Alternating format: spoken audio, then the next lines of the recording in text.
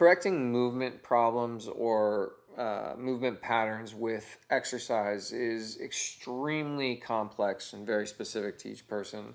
If you're in a therapy regimen with somebody who's telling you that you're going to reduce the activities to a certain area of your body, it's kind of that's a tall order to achieve in terms of exercise.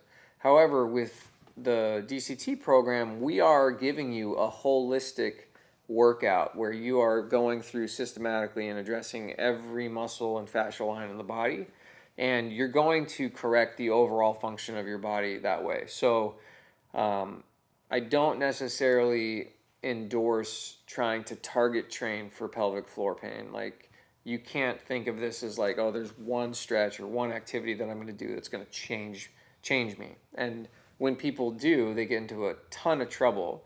I have a lot of guys where they did a hip flexor stretch and they felt, they got an erection for the first time in a year, and they got really excited, and so they just do that stretch over and over and over again. They stop going through the program. They're just doing hip flexor, hip flexor, hip flexor.